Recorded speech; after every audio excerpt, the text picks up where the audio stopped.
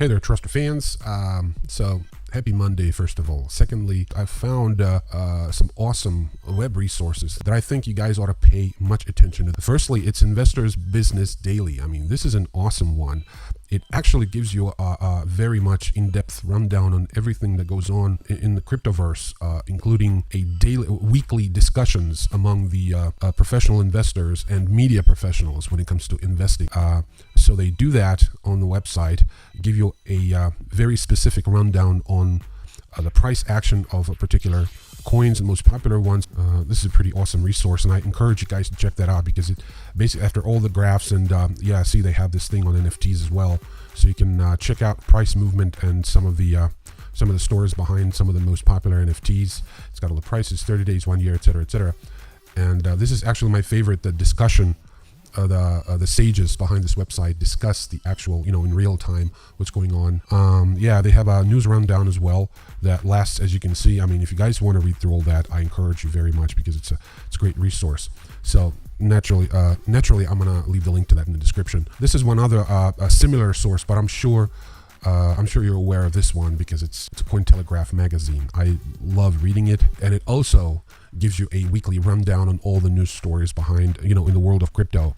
So it's just another mode of approaching newscasting. It's a little less, industry grade and a little more consumer grade. So it's got some quotations from some of the popular individuals in the space, some of the trendsetters, and some of the, as you probably know, Cointelegraph is focused on the venture capital space. So these are the two resources that I wanted to point out for you guys. And if you're not using them, you're really doing yourself a disservice. So I encourage you strongly to check these two out and let me know in the comments what you think. Well, let's do the news my way. So let's just let's start with this really awesome story about Bill Murray. For some reason, they call him Billy Murray.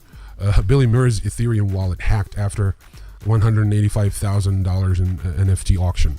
We're seeing a lot of news like that lately, and it's no big deal. It's just one thing that's pretty exciting about this one is that there's a tweet here that basically unveils the mechanism behind the hack. As you can see, there's this crypto aggregator 1inch is involved, and if you ask me, it's probably one of the surest recipes for hackers all over the place. I mean, you just hacker swapped majority through 1inch, then sent everything to Oxada, and then sent it to Binance, hit BTC and fixed float. Didn't use Tornado Cash. We're in a space that's really rife with hacks and money laundering, and I don't think it makes any sense to regulate DeFi because, by definition, it's unregulated. And if DeFi gets regulated, I really don't see the point of decentralized finance. But anyway, it's just an awesome story. What follows is the story about the 300,000 OP airdrop for users on Optimism. This is the announcement by that very same crypto DeFi aggregator 1inch. So read into that. It's a strict DeFi story, so if you're not into that kind of stuff, you can actually skip it. But I thought it would be pretty interesting to point out that the airdrop's happening. It's an Optimism network, and it's pure and simple DeFi gambling. Online casino. Make no mistake, it's all about gambling with your crypto. So if you're playing with your kids' college money, don't do it. So yeah, the merge is approaching, which is pretty awesome if you ask me. Everything you need to know about Ethereum's big update. This is not strictly news, but it's a lengthy and very deep dive article on everything you need to know about the merge. I encourage you to check it out because this is going to be a new leaf in the Ethereum ecosystem. And as I've said many times on this podcast, Ethereum is the language of Web3, and ETH is the currency of Web3. So if you're looking forward to that next stage in the internet development, you might want to pay close attention to the merge and what it implies and entails and implicates. But moving on to the next story, derivative volumes on Ether surpass Bitcoin ahead of the merge. Here's why. Also, the actual news items in the title, but if you want to get some details on what exactly is going on, it's basically, people pay closer attention to Ethereum right now than Bitcoin because of the merge, because it's approaching. Let's see what this is. It's kind of a short news. It has very little to do with cryptocurrency, but it's just for context. I thought I'd include this thing. UBS Group is abandoning the deal with the merger deal with Wealthfront, which is basically a robo-advisor to all the investors. And the problem with that was that the deal was made when crypto was on top. Okay, and everybody thought they were going to make out like bandits, but now crypto's in the slump, so people are backing out. from many deals. This is not the only one that people are backing out from, but this is $1.5 billion deal. So this is a pretty cool item. FIFA launches NFT platform on Algorand and run up to World Cup. So things are not all bad. It's pretty cool. I hate it when American media call football soccer. I'm pretty sure everybody else does, but there you have it. So with the 2022 World Cup just months away, FIFA Soccer's global government body has announced it will launch an NFT platform for soccer-themed digital collectibles. It was actually on the news a couple months ago that they were planning on doing this thing, but it never went anywhere. No one knew whether it's going to go through or fall through. So now we're seeing that this thing is definitely happening. So it's good news. BlackRock uses Kraken's CF benchmarks to power its Bitcoin offering. I've spoken about it a couple weeks ago that BlackRock is getting into Bitcoin, which I thought was going to really, give a major boost to the entire space. But right now it's not happening. I mean, people are preparing for something large.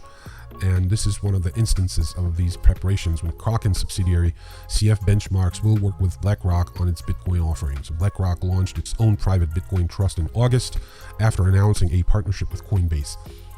I think it's an awesome news for anyone who believes in crypto. I do, so awesome news for me. NFT marketplace SudoSwap launches pseudo governance token. I have no idea who's in charge of naming at that place, but SudoSwap, to anyone who's got at least a year of college behind their back, the word pseudo means it's not real. It's not, it's artificial.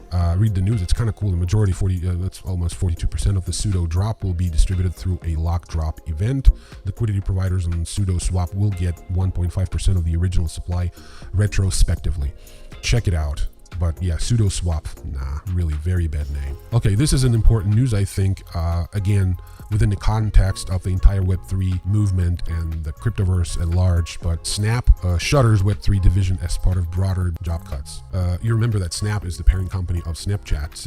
And Snapchat has on its website, the byline is that it's a camera company. So they really want to push the idea that it's a technology company in the most broad sense of the word that can possibly be mustered, through a discussion or argument. So you have to realize that these people just want to sort of fancy themselves from everything crypto related, and they want to concentrate on the tech behind social media. Read through the article. It's got some pretty cool tweets and links, etc. So you get a better grip on what's going on there.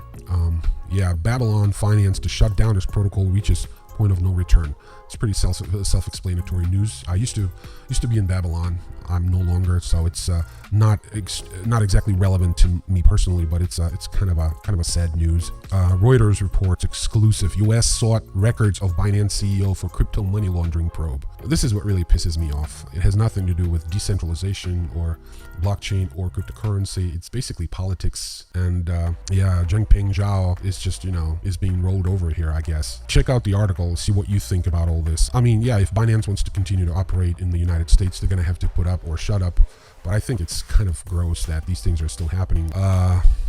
I've mentioned earlier the positive news with FIFA launching its own NFT platform. Here's a relevant news, but it's completely opposite of that. Crypto.com pulls out of UEFA Champions League deal. I have no idea why didn't they use capitals here.